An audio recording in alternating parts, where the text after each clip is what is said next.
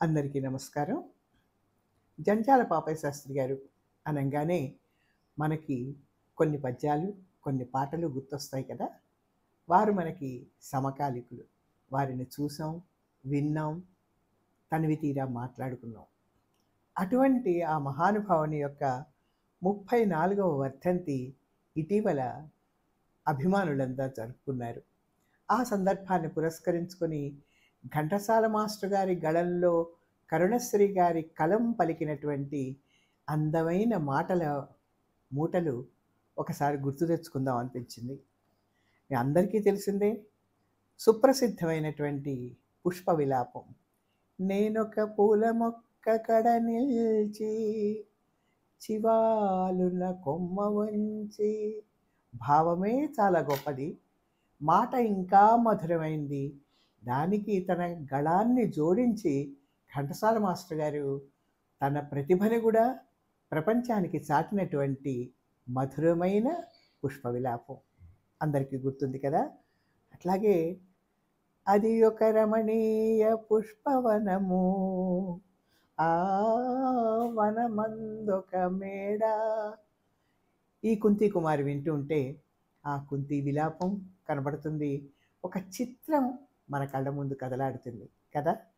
అట్లాగే రాధ కోపగించిందని కృష్ణుడు మాట్లాడిన పద్ధతిని ఊహించుకొని కరుణశ్రీ గారు పద్య రూపంలో చూచెదవేలనో ప్రణయ సుందరి కాటుక కళ్ళలోని ఆలోచనలేమిటో.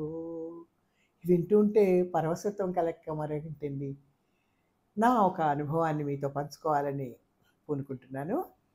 పాపయ్య శాస్త్రి గారి అమ్మాయి కూడా మాతో కలిసి చదివింది విజయశ్రీ. మా స్కూల్ రోజుల్లో యానివర్సరీకి ఒక పాట కావాల్సి వచ్చి అక్కడ మా మాస్టర్లు పాపయ్య శాస్త్రి గారి దగ్గరికి వెళ్ళి ఒక పాట రాసి ఇవ్వమని అడిగితే వారు రాసినటువంటి ఆ పాటకి మా స్కూల్కి హార్మోనిస్ట్గా ఉన్నటువంటి సూరిబాబు గారు స్వరపరిస్తే ఆ తర్వాత కాలంలో వారి పాఠ్యభాగంలో ఒక అంశమైతే ఆ పాట నాకు స్ఫురణకొచ్చింది వారి 34వ వర్ధంతి మహోత్సవాలు చూసిన తర్వాత. అది మీతో పంచుకోవాలని. ధగధగ మెరిసే కాంతులు చల్లే కళ్ళు నెమలికెవరిచ్చారో, పురి విప్పుతూ అది నాట్యమాడితే తాండవ కృష్ణుడు జ్ఞప్తికి రాడా. మేఘాలందం నీలాలందం కాంతల కాటుక కన్నుల అందం, అందాలన్నీ జీవందాల్చి నీలో నాట్యం చేసేనే.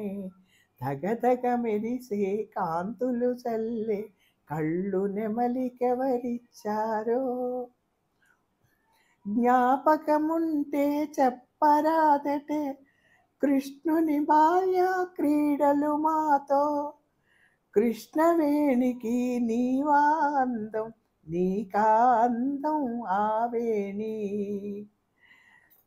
చెప్పరాదటే చిన్ని కృష్ణుని కూకటి ముడిలో తాండవమాడిన నాటి వైభవము నీదే అయితే కృష్ణగాథలను కర్ణామృతముగా ధగధగ మెరిసే కాంతులు చల్లే కళ్ళు నెమలికెవరిచ్చారో.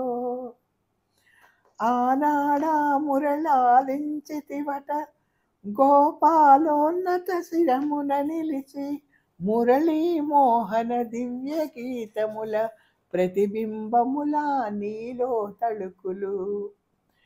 నిన్ను బాలకులు నిత్యం కోరుతూ నీతో ఆటలు ఆడే వేళ, వారు కృష్ణులను భావము పుట్టును నిజమంటావా కాజా చెప్పవే. ధగధగ మెరిసే కాంతులు చల్లే కళ్ళు నెమలికెవరిచ్చారో, పురి విప్పుతూ అది నాట్యమాడగా తాండవ కృష్ణుడు జ్ఞప్తికి రాడా.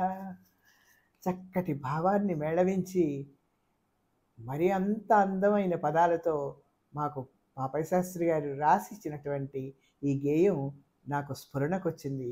మీతో పంచుకుందామని విన్నందుకు ధన్యవాదాలు.